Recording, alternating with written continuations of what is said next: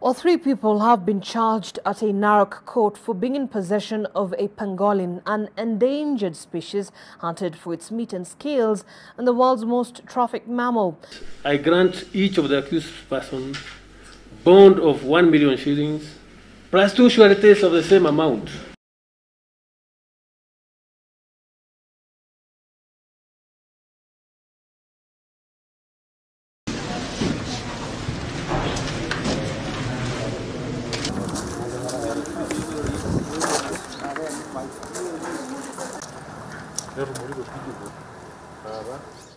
It has been a grueling 2 weeks for the Kisaika family.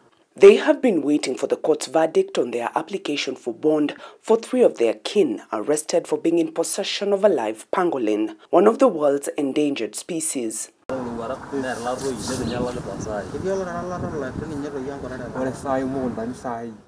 When we met them, their lawyer had just told them their application had been granted. We are glad that we are able to process the sureties, and today we are going to have them released out on bond. This is a situation where the pangolin strayed into the homestead of the accused persons, and the accused persons naively posted that development in their social media accounts, telling people what is this animal, what is it for, and it was captured. And then now they were lured into dealing with it, doing business with it. From the court, the family heads to the Narok GK prison where the 3 had been remanded. Unfortunately, the one is positive. Minutes after 7 p.m., Tonywa and Sachan Kisaika walk out of the prison gates to a delighted family. Their elder brother, however, was still at an isolation facility after he contracted COVID-19 while in remand. Tonywa and Sachan now recount the events leading up to their arrest. Nimekuwa nageti jioni kukunywa chai. Hiyo mnyama akakuja. Wakati alikuja, unajaribu kusukuma na fimbo, unakataa kwenda. Wakati ambayo jamaa mwingine akakuja, akapiga picha, akaweka Facebook, akauliza hii ni nini.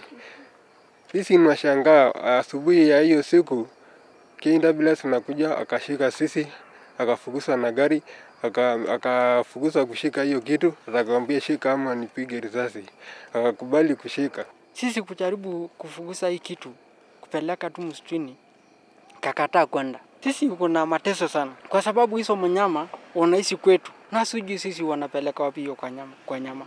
Wanaishi pamoja nao. Kwa sababu hakuna kuja sasa kusaidia sisi kuchukua, wanakuja kushika sisi. Na sisi ni watu, si watajiri. Sisi ni watu wanaangalia ng'ombe yako moja, watoto yako haukule. The Maasai believe the pangolin is a bad omen which brings misfortunes. Najua mtu kama mimi ninakutaka kumaliza wewe, ninaweza tuma hiyo. Kwa desturi yetu ni mbaya zaidi. Hakuna mtu anaweza karibia, juu ni mnyama mbaya. Na hatukuli, ni mnyama tu yenye inaishi porini.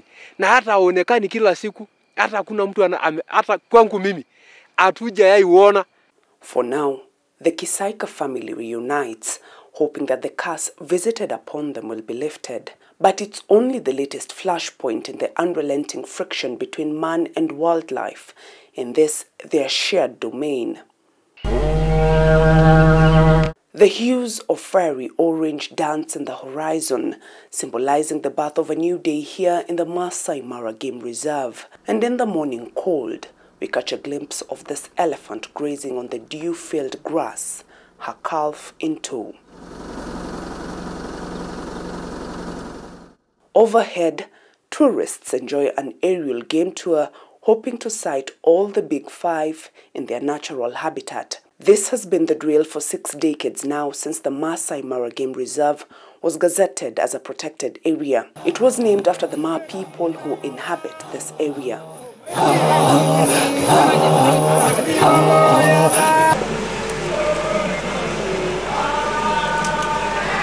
Every year, tourists troop into this reserve between the months of July and October to witness the annual stampede of wildebeests migrating between the Maasai Mara and Serengeti in Tanzania. At best, It is a picture-perfect depiction of wildlife coexisting pristinely with its human neighbors.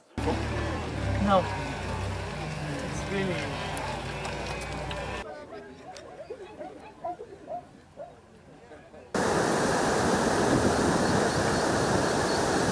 Only that yonder, just on the edge of this reserve, families bear deep-seated scars of this constant brush with wildlife. For years, the Maasai community have branded themselves as guardians of nature, coexisting peacefully with the flora and fauna alongside their livestock. And here in Talek, which borders the Maasai Mara Game Reserve, discontent is brewing, especially towards the Kenya Wildlife Service and their handling of incidences of human and wildlife conflict. We're here to find out why the community says it is time that KWS ships up or ships out. Talek, named after the river separating the settlement and the reserve, is one of the 5 villages neighboring the Maasai Mara Game Reserve. For years, the community here has played host to the wildlife who ever so often cross from the reserve into their territory, clashing with their human hosts.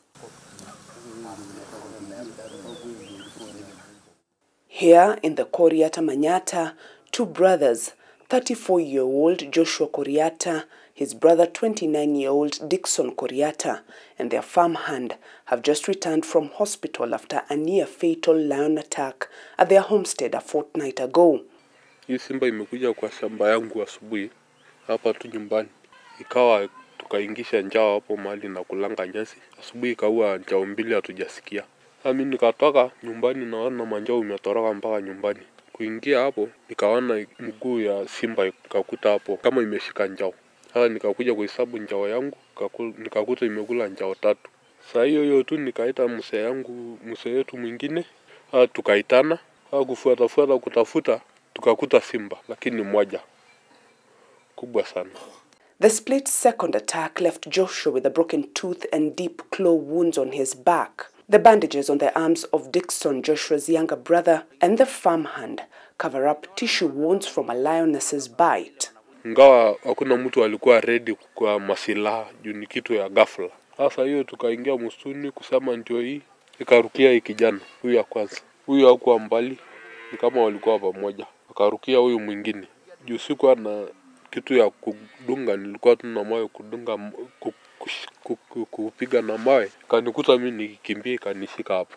Ameniuma hivi, kandoa meno moja ya juu na kaniuma tena pande akatoboa na kanitoboa pande. Na pande nyingine amenishika na makucha zake. Amenisaidia na kofia ingenirarua pande ya kichwa. Sasa kaingia msituni. Wasee kuikuja kuingia msituni imetoroka sasa kwenda pande ya Kasabasi.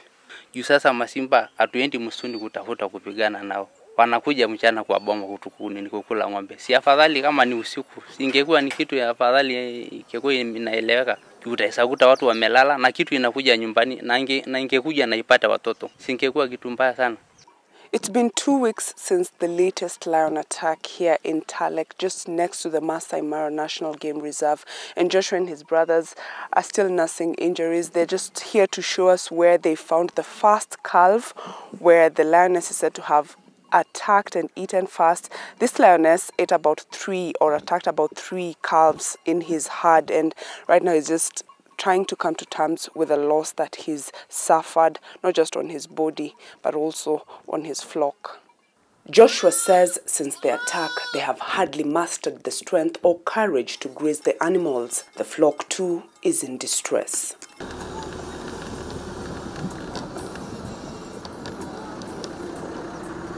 Marima Ole Murunye's Manyata is less than a kilometer from the Koriata homestead. Ole Murunye is nursing an injury he sustained recently while trying to scare away a lion which had attacked his flock.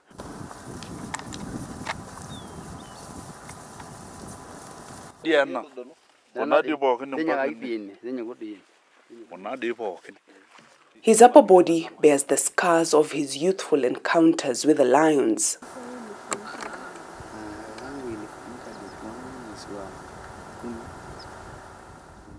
This past year has been particularly tough for Ole Murunya. One of his sons had his intestines gouged out by a buffalo while he was out herding. I was attacked by the buffalo when I was looking after the cattle at a small bush there around our home. Then suddenly a buffalo came out in which I was not expecting, and it injured me at the stomach, and some intestines came out. I got the assistance from my friends who we were looking after the cattle with. Then they go and go after the manager from one camp. I was taken to the nearby hospital in which I was given my first aid. Then after 5 minutes, a helicopter came and took me to Tenwek Hospital. If I would have stayed there for almost 12 hours or for almost 6 hours there, I would have lost my life because I was highly bleeding. Salonik's 14-year-old brother Michael shows us the marks on his thigh. They are only a week old. He too had a brush with a lion. Simba watatu wakakuja. Walikuwa wanadai kula ng'ombe. Wakashika njao moja. So mimi nikaachia hiyo moja. Alafu kurudi, alafu simba ikanifollow, ikanishika hapa paji. So ikanilalisha chini. Nilikuwa naona kama nitakufa kwa sababu ni kama amenilalisha chini. So hata yeye akalala tu hapo na akarudi. James Oletira recalls how he survived his first lion attack. It was in 1988, 31st December, when we were looking after the cows. And then I had an encounter with a lion. We were about 6 boys, and we were heading about 300 head of cows. We had about 28 dogs. So the lion popped out from the bush, wanted to stalk at the cows. But on realizing seeing us, it came toward us, running toward us. So we as young men, and we stood up and we said we want to face the beast. Before it reached where I was, I threw my little spear, which penetrated through its front leg. Just the lion kept on perceiving coming towards me. So it came and it kicked me on my right leg, breaking my leg here on the thigh, leaving me badly injured. And then it threw me up like a pepper, being blown by the wind. Actually, before I landed to the ground, already the mouth was on my head. Oletira says he had to be rushed to Nairobi to receive specialized treatment. 26 years later, he would find himself on a hippo's path. He survived but suffered a broken arm. So my second incident happened the year 2014 when I had an attack of a hippo just at Olarorok, a place called Ngorbob. When we were looking after the calves near the stream down there, just near our homestead, one of the hippo came out and charged us. So it chased us. So because I'm a guide, I had some clues about the wild animal, schemes on how to dodge. So as a matter of us running away when the beast was chasing us, I just took a quick turn because I knew a hippo will turn at a 90-degree angle. For these survivors of wildlife attacks, their scars are a reminder of how close to death they came. But this war has casualties on both sides. Lions in the Mara have faced the community's wrath. Herders sometimes poison them to stop them from preying on their cattle. In 2015, the famous Marsh Pride, a family of lions that starred in the wildlife program Big Cat Diary, died after feeding on a poisoned carcass. Lions are endangered. We have 2,489 lions in the country, and hyenas are vulnerable. We don't have the exact number, but we see also they're endangered. Why are they endangered, these animals? Because of lack of spaces. We are competing with agriculture, we are competing with humans.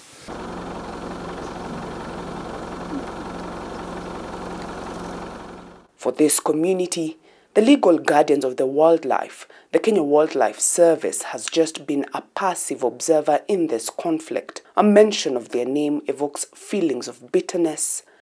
Jina tu Kentabulesi, lakini hakuna Kenya natusaidia hata kidogo. Juu maelfu ya ng'ombe imekuliwa hapa, hata watu wenyewe wenye wamekuliwa kitambo hakuna mwenye ameipata faida, mpaka naua watu na hakuna mwenye. Sasa ni jina tu yani jina tu. Lakini kufaidi kwa watu hakuna. Hizo ng'ombe tulikuwa tunakamua hapa tunakunywa maziwa. Hiyo ng'ombe sasa hiyo maziwa imepotea. Hakuna maziwa unapata. Tuko na gharama ya hospitali. Na ndio maana wanakuja kwa mashamba yetu na hatuna ubaya nao. Wakikuja na wakae bila kukula mali yetu, hatungeweza kupigana nao. Lakini wakikuja na waanze kukula mali yetu, itakuwa shida na wewe una usaidizi yoyote. And helplessness. They have said that till I got my ID so that they can help me.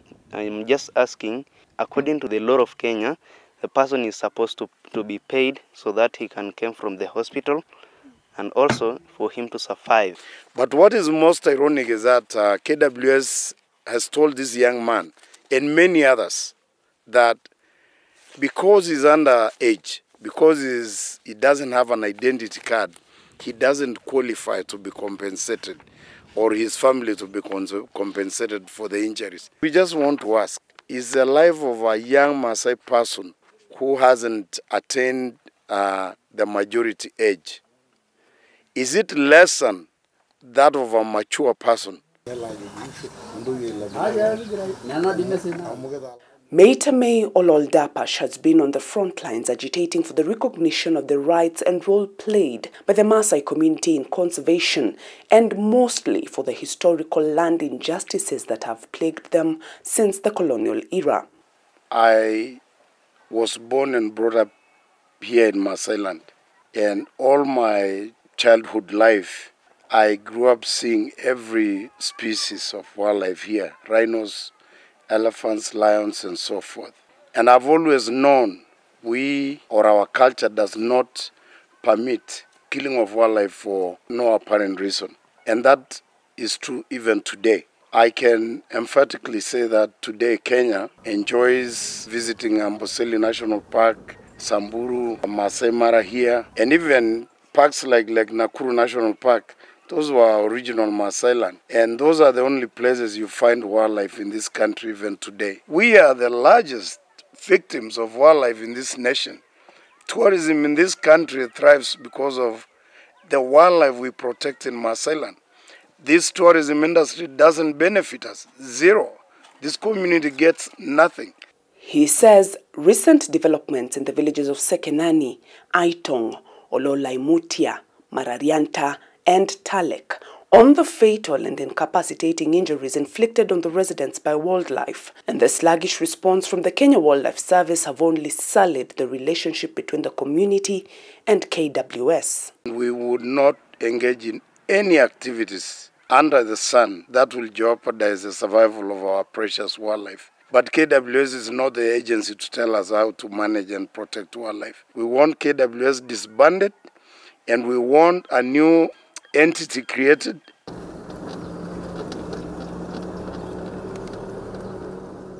The Kenya Wildlife Service has been here in Ewasongiro for 66 years, and in that period, 27 senior wardens have been responsible for the wildlife found within and outside the reserve. It is here that incidences of human-wildlife conflict are reported and compensation facilitated. If you look at the Greater Mara ecosystem, as I was saying, it has the largest assemblages of wildlife outside of any protected area in the country. And basically it means we have more wildlife outside the Masai Mara National Reserve. And it means wildlife are also found in community areas. Our main preoccupation is actually addressing human-wildlife conflicts and also protecting wildlife at the same time. So basically when we have human-wildlife occurrences, we are actually the first people or the first contact organization in this county. According to the senior warden, they receive on average 2 to 3 reports of human-wildlife conflict in a month, which translates to about 24 cases a year. Of these 24 reports, very few involve human deaths and injuries, but the community says most of those cases go unreported. We as an organization, we put human life first, because when an incident occurs, we are supposed to address the issue as soon as possible, like within 24 hours when the report is received. Then we should be able to have taken some action. But for human, just sudden attacks, we normally do it promptly there and there. Sometimes we may be having challenges or accessing some of the areas because of the terrain and maybe because of the weather conditions. But we as KWS, we are committed to ensuring that we address human-wildlife conflicts within the shortest time possible. When a case is reported and there is somebody who has been killed by a wild animal, the first thing we do is that we report the incident to the police station. Then from there, we do a post-mortem. We help communities do post-mortem. And during the post-mortem, there is normally a compensation form which has to be filled by the person who has done the post-mortem. So the process starts there before even the person is buried. In 2013, the Ministry of Tourism began a compensation scheme to help victims of human-wildlife conflict get reprieve. KWS, alongside a committee involving county officials and community members, are responsible for determining which claims can be paid or not upon assessment. In the current scheme, the highest amount paid to someone in the event of death caused by a wild animal is 5 million shillings. We have a strategy that we are developing. Actually, it's almost in implementation phase. That's called SAFE system. SAFE system comprises 4 key elements. That's safe person, safe wildlife, safe assets, and safe habitat. There's a spatial planning that is also happening in the county, and that will help because it will let people specifically do the right thing in the right places. According to the latest task force report on human-wildlife conflict compensation schemes undertaken by the Ministry of Tourism, Narok ranks second in the country's top 5 counties with the highest incidences of human-wildlife conflict. Others are Taita Taveta, Lamu, Kajiado, and Laikipia. Lions, which are responsible for some deaths and injuries here in Narok, are not even in the list of species responsible for the majority of cases of human-wildlife conflict in the country, which are elephants, buffaloes, hyenas, hippos, leopards, baboons, monkeys, snakes, and crocodiles. Since 2016, some conservancies began rolling out their own compensation schemes to supplement the government's initiatives that have since run into headwinds in making payments to victims and are currently under review. Human-wildlife conflict is two-way. People going to wildlife and wildlife going to people. As a county, we have a support fund called Mara Support Fund that consists of 19% of revenue that's collected here. Per year, tourism revenue is about 2.1 billion that goes back to communities in different aspects. But one of the aspects that is there is the mitigation of human-wildlife conflict. We're also trying to embrace communities to develop wildlife conservancies, because this will minimize the number of fences that people would want to develop in the area. If you look at some of the fences which have been put up in the Mara, they have also been put up in the areas which is not productive for crop production. So we want to encourage people to do conservation in areas where we think crop production is not compatible to the area. Last year, the pandemic brought about an unexpected blessing. There were 0 cases of wildlife poaching across the parks and reserves in the country. Tourism Cabinet Secretary reported that 17 million shillings had been disbursed as compensation in that financial year. And I want to congratulate the governor and the people of Narok for not only managing the Masai Mara Game Reserve, but also creating community conservancies almost the size of the game reserve itself. I want to congratulate the communities all over the country for their efforts in conserving wildlife, and particularly the endangered species.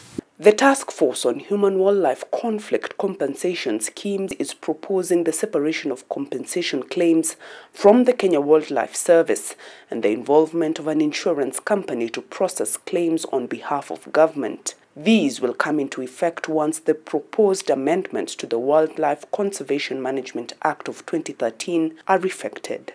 But this may be yet another long wait for the community desperate for instant solutions to their immediate problems. Ingekuwa inatuangalia na ingekuwa karibu kama ma station Kenya yote inafanyika, wawe tayari kuja kufanya na at least walipe ng'ombe ya watu na walipe wa jamii kama kasi yenye alikuwa amepewa wafanye. The general perception here is that Maasai people should not or are not capable of articulating their issues. I will have 0 regrets for taking on KWS. By 6 o'clock, you will not be able to walk to my home here because there will be elephants here and lions. How can we not win when this wildlife is on our land? Ours is to appeal for the national government to take this very seriously. We are not going to sit on the periphery of conservation decision-making processes anymore. We will not. As long as humans and wildlife roam the face of the earth, conflict is inevitable. And for the communities living in close proximity with the wildlife, they want the relevant government agencies to not just acknowledge the harm that comes upon them, but also to pay them their dues, because in these quarters, both human and wild animal lives matter. Bridget, Ghana, NTV at the Masai Mara National Reserve, Narok County.